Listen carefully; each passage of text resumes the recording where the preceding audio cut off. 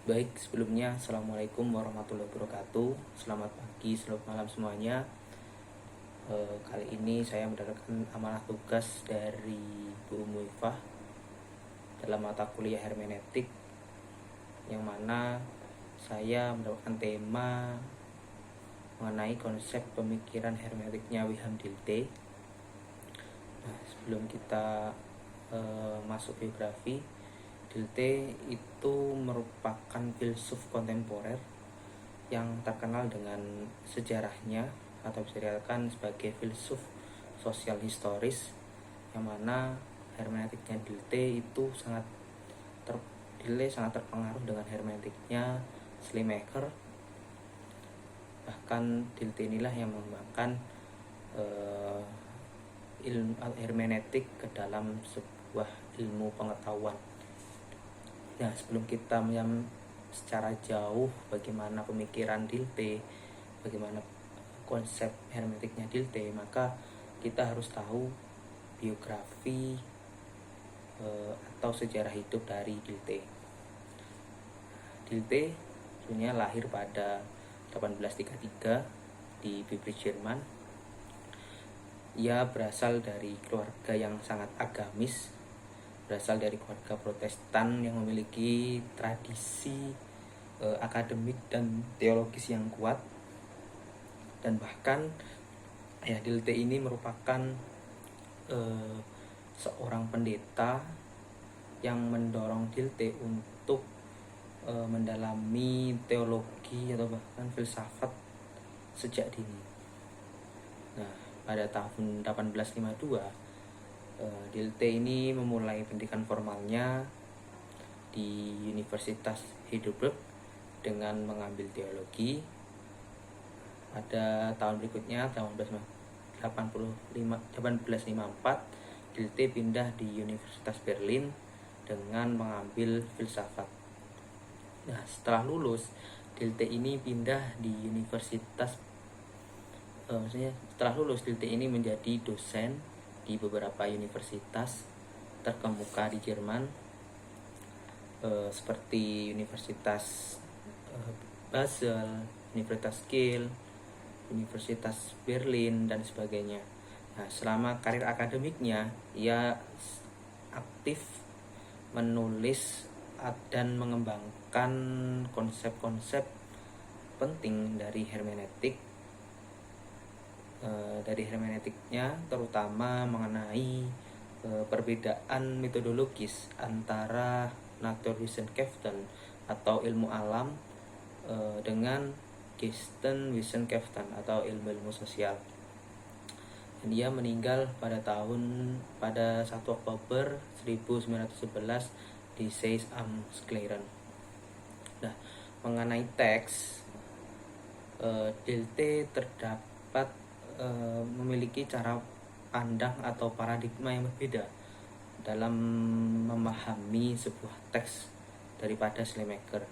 Kita tahu Schleiermacher itu memahami teks sebagai suatu pengalaman mental, sedangkan Dilthey memahami teks itu sebagai sesuatu persoalan sosial.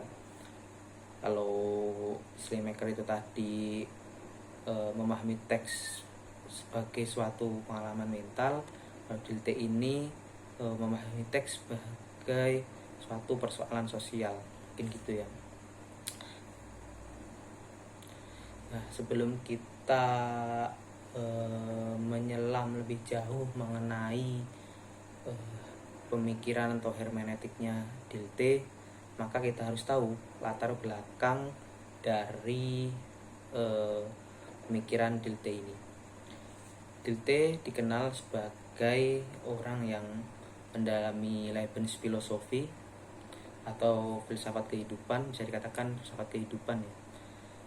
Nah, Lebensfilosophie ini merupakan aliran filsafat yang menekankan pengalaman hidup manusia untuk memperluas cara pandang terhadap manusia agar tidak dipandang secara lahiriah, namun juga dipandang secara batiniah. Jadi Lebensfilosophie ini merupakan sebagai alat untuk mengembangkan cara pandang kita terhadap manusia, bukan hanya dari sisi lahiriah atau sisi eksternal, sisi luarnya saja, melainkan kita menggunakan cara pandang lebih dalam lagi mengenai sifat batiniah, mungkin bisa dikatakan seperti itu. Nah, Dilthey juga dalam pemikiran hermeneutiknya terpengaruh dengan pemikiran dialektika Hegel, dialektika historis Hegel, yang mana menurut Dilthey itu setiap orang terpengaruh dengan ruh absolut atau pengalaman masa lalu. Mengenai konsep pemikiran atau metodologis, Dilthey ini membagi metodologis ilmiah menjadi dua, yakni Exclaren dan Verstehen. Exclaren dan Verstehen ini merupakan sebuah metode ilmiah untuk membedakan antara objek dan realitas. Kita tahu Exclaren dipusatkan pada sisi luar objek, yang mana itu sifatnya empirik, fakta fisik, dan kausalitas, sebab akibat. Dan sedangkan Verstehen itu merupakan metode ilmiah yang membaca sisi mental yang menyelami makna dari sudut pandang pelaku. Nah, di dalam Exclaren dan Verstehen itu mempunyai titik tujuan yang berbeda. Kalau Exclaren itu mempunyai tujuan untuk mengetahui apa yang menyebabkan sesuatu itu terjadi, sedangkan tujuan Verstehen itu mengetahui apa makna yang dirasakan orang itu secara lebih intens. Kalau Exclaren itu dipusatkan pada titik luar atau titik eksternal yang memiliki tujuan atau sebagai untuk mengetahui suatu persoalan kausalitas, sedangkan Verstehen ini mengetahui makna atau perasaan langsung dari si pelaku. Mungkin kita bisa ambil contoh, ada seseorang anak yang jatuh karena tersandung batu sehingga ia menangis. Kalau Exclaren itu mempunyai pandangan bahwasanya anak itu terjatuh karena ia tersandung batu dan hal itu yang membuat anak itu menangis. Kalau Verstehen itu cara pandang tersebut berbeda ya dengan cara pandang Verstehen, yang mana Verstehen ini mengetahui anak itu jatuh bukan karena tersandung batu, melainkan mencoba untuk mendapatkan perasaan secara lebih dalam. Anak itu terjatuh karena ia kepikiran ibunya yang sakit sehingga ia kurang fokus dalam berjalan dan menyebabkan ia terjatuh. Nah, dua cara pandang ini merupakan dua cara pandang yang berbeda ya. Kalau Exclaren itu memandang si anak itu jatuh karena tersandung batu, sedangkan Verstehen ini lebih mendalam. Anak itu jatuh karena ia mempunyai perasaan yang sudah sedih sehingga ia tidak fokus dalam berjalan karena ibunya sakit itu tadi. Namun kedua metodologis ini walaupun berbeda ya, kedua metodologis ini, Exclaren dan Verstehen ini juga mempunyai persamaan. Persamaannya apa? Yaitu sebagai metode ilmiah atau untuk atau menjadi titik untuk melihat suatu objek. Kita ulangi lagi bahwasanya eklerren itu dipusatkan pada sisi luar, eksternal, yaitu memandang objek dengan kausalitas sebab akibat, sedangkan Verstehen ini menyelami lebih jauh mengenai perasaan yang lebih intens ya, yang dijadikan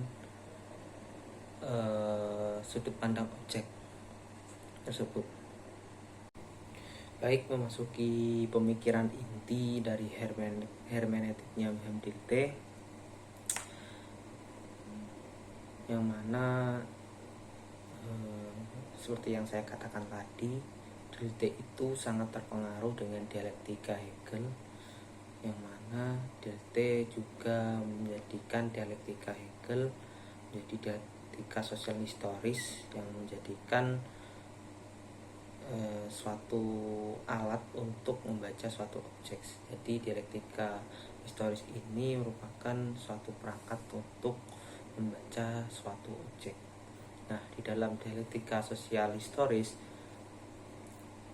Dilthey ini membagi dialektika sosial historis itu menjadi 3. Yang pertama yaitu Erlebnis atau penghayatan, yang mana hal ini sifatnya intens. Yang kedua yaitu Ausdruck atau ekspresi atau ungkapan. Yang ketiga yaitu Verstehen, memahami atau pemahaman, di mana proses dalam Verstehen ini merupakan proses kognitif yang reflektif. Baik, kita akan bahas satu-satu dulu ya, mengenai konsep dialektika sosial historis Dilthey. Yang pertama, Erlebnis. Erlebnis merupakan pengalaman batin seseorang yang dihayati secara pribadi dan intens, yang bersifat subjektif dan mendalam. Jadi Erlebnis ini merupakan pengalaman batin seseorang yang dihayati pribadi, yang mana hal tersebut sangat intens atau mendalam. Atau dikatakan seperti yang saya katakan tadi ya, bahwasanya Erlebnis merupakan penghayatan pada intinya itu. Yang kedua yaitu Ausdruck atau ekspresi atau ungkapan. Nah, jadi Ausdruck ini merupakan pengalaman batin tadi yang kemudian diekspresikan keluar dalam bentuk tulisan yang dapat menjembatani antara dunia batin dan dunia luar.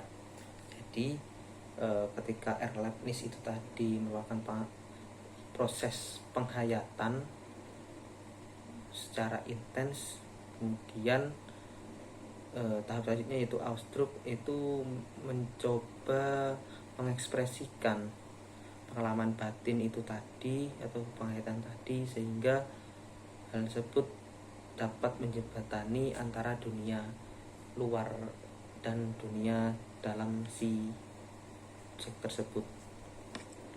Yang tiga yaitu Verstehen, yaitu atau dikatakan pemahaman, yang mana orang lain kemudian berusaha memaknai di balik ekspresi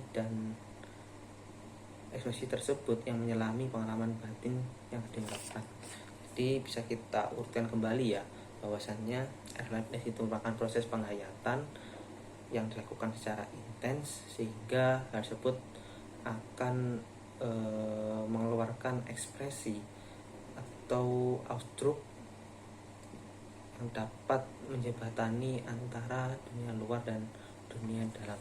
Misal contoh Erlebnis ini, kita ambil contoh seorang ibu yang merasa haru dan bahagia saat pertama kali melihat anaknya lahir. Jadi di dalam Erlebnis ini peneliti mencoba merasakan secara langsung bagaimana pada suatu peristiwa tersebut rasa bahagia seorang ibu yang pertama kali melihat anaknya lahir. Mungkin itu ya. Nah, setelah kita menghayati, maka itu akan memunculkan ekspresi. Seorang ibu itu ketika membuat tulisan mengenai pertama kali anaknya lahir, kita dapat merasakan atau dapat merasakan secara langsung bagaimana peristiwa saat seorang ibu itu pertama kali melihat anaknya lahir. Jadi kita ini sebagai seorang peneliti memahami langsung objek dengan konteks sosial pada suatu objek yang kita teliti, entah itu bersifat tulisan atau bagaimanapun itu. Kemudian perstehen, kemudian kita dapat memahami dan kita mendapat pemahaman bahwasanya di dalam sebuah peristiwa tersebut kita seperti merasakan langsung bagaimana perasaan si ibu, sehingga kita mendapat pemahaman atau menemukan perstehen itu. Jadi misal dari peristiwa itu kita bukan sekadar tahu apa yang terjadi, tapi kita masuk secara lebih dalam makna yang dirasakan oleh peristiwa yang kita teliti tersebut, seperti ibu tadi. Jadi kita seperti merasakan langsung ya bagaimana konteks politik sosial atau peristiwa seorang ibu tersebut dengan perstehen itu. Jadi intinya pada hermetiknya Dilthey ini dalam memahami itu ada tiga konsep. Yang pertama Erlebnis, itu dengan cara menghayati, yang mana itu sifatnya interpretatif. Kemudian setelah kita menghayati itu kita bisa mengeluarkan ekspresif, yang mana kita tahu bagaimana persoalan tersebut secara langsung dengan konteks peristiwa tersebut. Kemudian kita memahami bagaimana perasaan secara lebih dalam mengenai peristiwa tersebut. Mungkin itu ya yang dapat saya jelaskan mengenai hermetiknya Wilhelm Dilthey. Mungkin banyak kekurangan atau kesalahan dalam saya memaparkan atau mepresentasikan hasil dari presentasi saya. Mungkin jika ada kekurangan, kalian bisa tambahkan di kolom komentar. Mungkin itu saja yang dapat saya sampaikan. Terima kasih yang sudah menonton. Saya pamit undur diri. Wassalamualaikum warahmatullahi wabarakatuh. Selamat bahagia, selamat mendengarkan, dan semoga video ini membantu untuk kalian. See you, bye bye.